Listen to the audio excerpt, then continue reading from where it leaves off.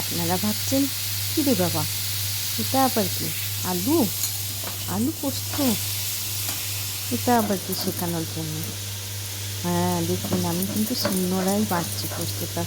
মিক্সিতে বেশি পোস্ত লাগে, টেস্টটাও তো সেরকম আসে না। কিন্তু দেখুন শিলনোড়ায় বেটে কত মিহি আর প্লেন। আপনারা যেরকমভাবে করবেন, আমি একটু আধা বাটা করে করি। কিন্তু সবাই ভাববে বাবা পোস্ত বাটা শেখাচ্ছে, আলু পোস্ত রান্না শেখাচ্ছে। এটা আমরা সবাই পারি। না না, আমি আপনাদের আলু পোস্ত বা রান্না করা শেখাচ্ছি না।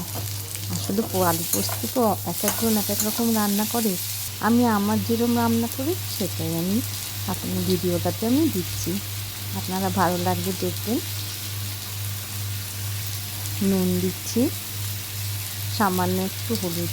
এই পোস্ততে বেশি হলুদ আবার ভালো লাগে না। সামান্য একটু মিষ্টি, এবার একটু জল দিয়ে একটু নেড়ে চেড়ে আমি ঢাকা দিয়ে দেবো।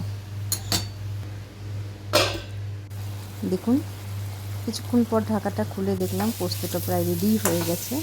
এবার পোস্তগুলোকে আমি একটু ভাজা ভাজা ভাজা ভাজা করবো। বীরভূমে পোস্ত রান্না হয় ঝোল ঝোল। কলকাতার দিকে আমার শ্বশুরবাড়ি, তো ওরা রান্না করে একদম পোস্তটাকে আলু ভাজা, একদম দেখুন পোস্ত ভাজা ভাজা।